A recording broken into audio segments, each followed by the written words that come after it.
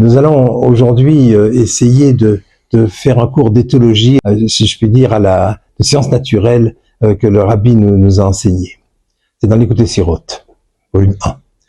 Nous allons, dans cette paracha, trouver quelque chose d'extraordinaire. C'est les animaux que nous pouvons manger. Il y a les ruminants, qui sont des mammifères. Ils emmagasinent dans leur panse, puisqu'ils sont des ruminants, dans la panse, des herbes non mâchées.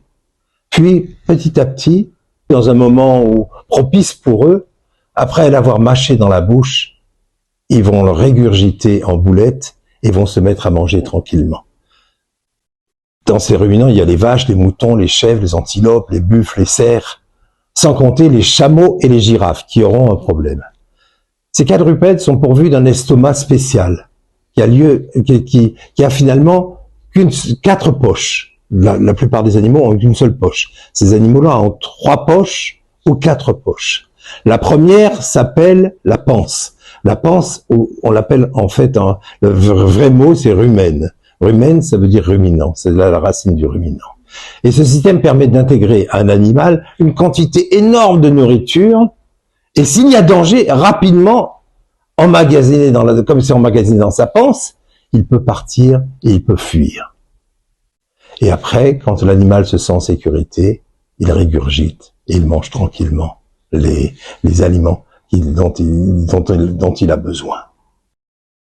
Tous ces animaux sont des herbivores et doivent consommer des quantités considérables de nourriture. Bien qu'ils soient pourvus de cornes, ils sont pratiquement inoffensifs. N'importe quel loup, tigre ou lion, ils se sentent toujours menacés par les animaux sauvages.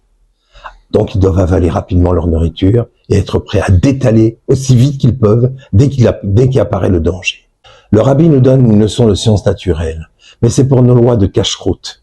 Mais elle définit aussi et sépare le pur de l'impur. Pour être cachère, il faut être ruminant et avoir le sabot fendu. Ce qui exclut le chameau, parce que le chameau rumine mais n'a pas le sabot fendu. Le lièvre, il rumine aussi, mais il n'a pas de sabot du tout. Et le cochon, le porc, évidemment, qui a sabot fendu, mais qui ne rumine pas, il est omnivore. En fait, le peuple juif est allergique à toute nourriture taref, défendue par la Torah. Nous partageons avec l'animal certains critères. Le manger, le dormir, le boire. Ça correspond à la nefesh Abahamit. Cette paracha parle de l'homme de la tête aux pieds. Avec ce qu'il mange, il y a aussi dis-moi ce que tu manges, et je te dirai qui tu es. Le sabot fendu, ça s'appelle une parsa. C'est une spheka, une séparation entre la matière, le sol, et l'animal qui a des sabots.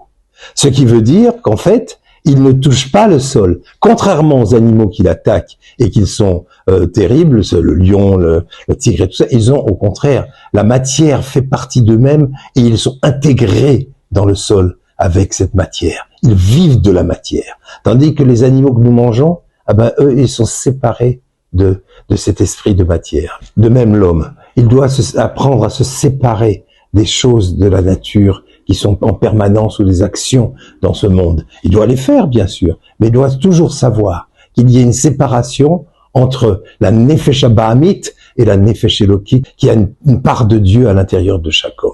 Et donc il doit se séparer des choses, il doit savoir faire Shabbat, il doit savoir tout d'un coup ne pas s'énerver, ne pas rentrer dans une colère, ne pas rentrer dans les choses de la nature, parce qu'il est au-dessus de cette nature. Dieu l'a créé exactement comme ce qui va le nourrir avec un sabot, une parsa entre l'homme et l'esprit de nature. Pourquoi ruminant? En cas de danger, l'homme, qu'est-ce qu'il fait? En cas de danger, l'homme doit se nourrir de maximum de Torah. Pourquoi? Parce que le Yetzer Hara, son mauvais penchant, peut tout d'un coup l'attaquer à tout moment. Et lui, il doit se nourrir maximum de Torah pour que quand le Yetzer Hara l'attaque, il peut fuir comme l'animal fuit contre les bêtes sauvages, et il peut petit à petit, dans un moment propice, il va ruminer les paroles de Torah qu'il a reçues, qui vont le protéger et qui vont l'élever au niveau de l'homme et non plus au niveau de l'animal. Il doit se nourrir de la Torah et des paroles des sages. Ensuite, il les rumine. Le sabot sépare pour lui de la matière. Donc là, lui aussi doit se séparer de la matière. Alors le sabot, pourquoi est-il fendu? Pourquoi dans l'animal cachère il doit être fendu? Car le cœur de l'homme, il est fendu. Car la Torah doit pénétrer l'homme jusqu'au fond de son être. Lève tahor bachar Elohim, roach nachon chadesh bikirbi. Brise mon cœur, brise mon mauvais penchant, nous dit David, et remets-moi un cœur neuf qui est séparé par deux parties, la partie de Nefesh Abahamit, la partie de la Nefesh Elokit, qui doit former finalement qu'une seule chose.